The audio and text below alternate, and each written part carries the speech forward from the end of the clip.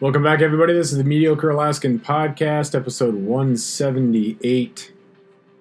Been talking with my buddies Harrison and Steve up in Fairbanks. They've been trying to convince me to head to Fairbanks for spring break for a caribou hunt in the winter. Typically, I head south, like most people do, most reasonable people do, head south where it's warm to get a break from the wet cold of southeast Alaska. And I say they're trying to convince me, but really the fact of the matter, or the truth is that I have already convinced myself that I want to do it. And I am allowing them to push me over the edge and make me make that trip. It's easy to convince yourself, and it's easy for me to convince myself that it's something that you have to do as an Alaskan. I think you really kind of do. If I look back at my time in Alaska, I say that, no, I did all right around the Ketchikan area. I grew up on Prince of Wales and did that. But there would always be that void. There would always be that I don't know, missing thing about my time, because I never went to the north and I never did some sort of extreme winter hunt. So that is me convincing myself that I have to do this, which is something, gosh, it's so easy for us to do that. Hunting and fishing, there's just so much to do out there, and we convince ourselves that we have to do that. And I don't think there's anything really wrong with that.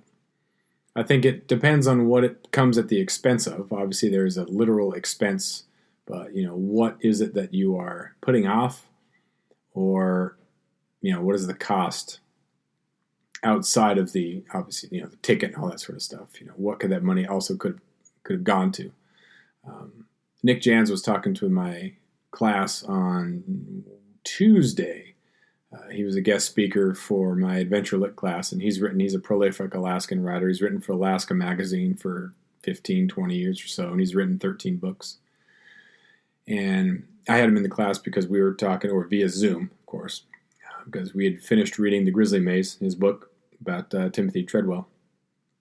And he was talking about, just doing it, being up there, and he'd moved up north to Ambler in 1979, and how it's just a matter of doing it and then just experiencing that and loving that and really allowing himself to be taken by that. And so I think I've done a lot of things in my life that have been, risky and fun and just adventurous, but, there's always something else out there.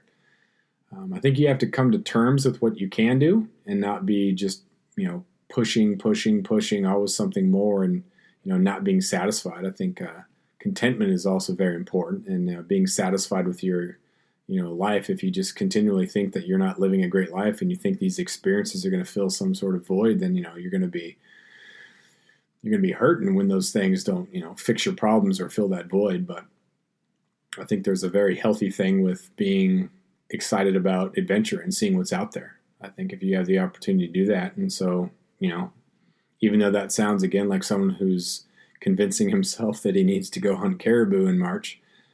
But, I don't think there's a lot wrong with that. So they've been sending me pictures of caribou up there, and we've been talking about just how cold it is and the different program and the snow machines and the logistical things that come into play there. But, that all makes it just that much more appealing, right? And kind of that misery. Like, anybody can come up here, and we see a lot of content out there in the world in magazines about people who've made their pilgrimage up to come hunt caribou, or people who do their videos and this and that. And they live down south and they come up here and they did their time and they did Alaska and they tell everybody what it's like. But there's also that Alaska angle. Guys like Harrison and Steve, they just live it. That's just their annual, their seasonal program. And they don't have, no one's reading their magazine articles because, they're not in magazines. They're just living the life, and that authenticity is pretty sweet. And it's something that you really can't get from people who visit. Like, I have a unique perspective, I guess. If I go down to Wyoming and I hunt mule deer, people might want to hear, what it's like for an Alaskan to go down there. But, there's tons of people. It's just ordinary season for people in Wyoming to hunt mule deer. It's nothing special. It's just what you do. And it's not something that I do, caribou hunting, that is, but it's something that I want to do. And as an Alaskan, I think there are certain experiences that you kind of got to have. And so I'm excited I'm entertaining the idea, and hopefully I'm it'll work out. And if it doesn't, at some point, I definitely want to do that. So we'll see. Got a wedding in June, so that's obviously something that I have to be responsible when it comes to funds and when it comes to time and whatnot. So we'll see what happens. But pretty excited about that. And I think being excited about things is something that's really important.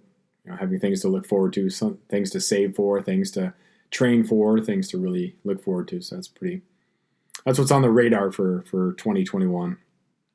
In addition to other hunts, spring bear, grouse, and then deer. It just goes so fast, one season or another. Like, we're already halfway through January, which is crazy.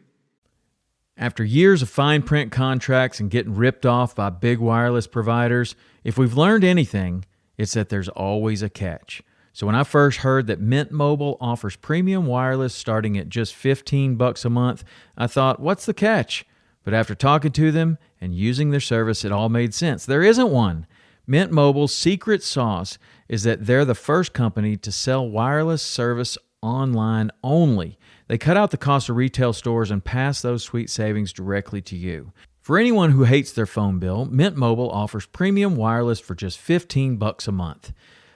I was hesitant about having to get a new phone and a new phone number, but with Mint, you can use your own phone with any Mint Mobile plan and keep your same phone and your same phone number along with all of your existing contacts.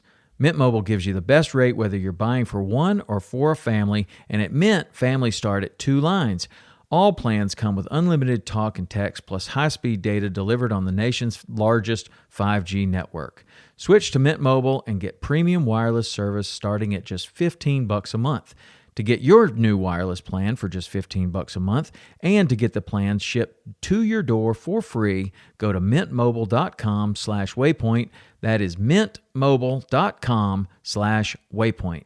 Cut your wireless bill to $15 a month at mintmobile.com/waypoint. Like, every hour seems kind of slow, but collectively the days stack up, and it's mid-January. It's crazy. So on these shorter episodes, I've tried to kind of hit the record button, have some sort of valued content, and then get out. I wanted to make sure that I had go on a weekly schedule, because before you know it, if you take a week off, then all of a sudden you take 2 weeks off, and your new habit is not doing a podcast or not creating content, not making that habit, especially in like a January. And that's the whole New Year's resolution thing where you go to the gym 4 or 5 days in a row, and then all of a sudden you don't go, then you don't go, then you don't go again, then you've gone as many days as you haven't gone, so you feel a little bit better, but all of a sudden you're right back to those old habits. So there have been definitely weeks in these last 2.5 years that I've done the podcast where I have just, all right, I got to record something, I got to do something, and some shows are better than others, and I think some shows have had a lot more. Well, I know they've had a lot more. Listeners, a lot more people who've tuned in and who have liked them. Obviously, that's just what it's going to be. Same thing with my column. Some of my columns I'm really happy about, really proud of, and I write them, and I get a lot more feedback, and they're just awesome. And other times you don't nail it as much, but you got to participate. You got to do it. There's a lot of podcasts out there who have 9 episodes, and the last one was in 2017, or 15 episodes, and then it just stopped for whatever reason. And life gets in the way. They do that. It doesn't mean that they failed. It just means that they stopped doing the podcast. It's not indicative of that person, for whatever reason it stopped. And so I don't want that to happen. So these shorter episodes, I want to make sure they're valuable, but short, and keep me in the habit, keep me accountable. And so I got some people lined up for the next couple of weeks I'm pretty excited about. So I did want to I guess, pat myself on the back, because I want to bring this up, that I'm into recycling, specifically my old waders. I have some old Reddington waders that have been leaking pretty profusely, and they are beyond the help of AquaSeal. So I cut the neoprene boots off those, and I've done this before with an old pair of Sims waders. Cut the neoprene boots off them, and then the bib part works as bibs for fishing on the boat. pulling crab pots or trolling, whatever. You put those on. You got your extra tough, so you got your Grundon's boots on. So you got these great new deck bibs. You don't have to go buy a new pair of Grundons. You got those, and then you got these nice neoprene booties that are great for around the camp. I've used those. I first did this in the early summer, and then I used the neoprene booties as deck shoes or camping shoes, which is great because if you're out camping in the Alpine and it's kind of wet, you got these neoprene booties that are not going to get your feet wet, and then also if there's bugs around, you're not going to get your feet bit by mosquitoes or no-see-ums if you've got these neoprene boots. So you take your boots off because they are wet or you just tired of your foot being in there. And then rather than put them into open-toed sandals or flip-flops, put them in the neoprene booty. They're going to stay a little bit warmer. They're going to be free from getting wet, and you're not going to get bit. It's perfect. I feel amazingly, feel very proud of myself. I'm sure as people have listening have been like, dude, yeah, of course. Like, I've been doing that for forever. But like I said, man, I feel like a genius that you have these old pairs of waders that leak if you wade, but they're going to be perfect because you're not going to be wading if you're in the back of the boat.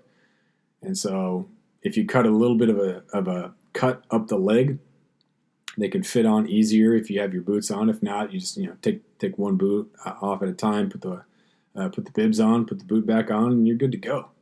Sometimes they fit a little tighter, which is nice. They're not as floppy. And I think I'm going to use them maybe even hunting. Those really, really wet days when it doesn't matter, like Gore-Tex will not keep the water out. Only plastic will, or rubber will. So shoot, man, I might throw on those waders next year a couple times. I'm actually kind of ashamed of myself that I didn't think of that this year. So you can have your regular boot, and then you wear the waders over. And shoot, man, that's great. So pretty proud of myself for that. Pretty excited. But before I ramble too much, we'll call that the end of the episode. If you have any other suggestions or you have some ideas or some great innovations that you've come up with as far as recycling old gear, go to themediocrealaskan.com. Share that with me. Comment, or Alaska Lund on Instagram, as well as the Mediocre Alaskan on Instagram. Share that with me. I like hearing feedback and communicating with people who listen. Enjoy that. Appreciate that. Appreciate you listening, and we'll talk to you next time.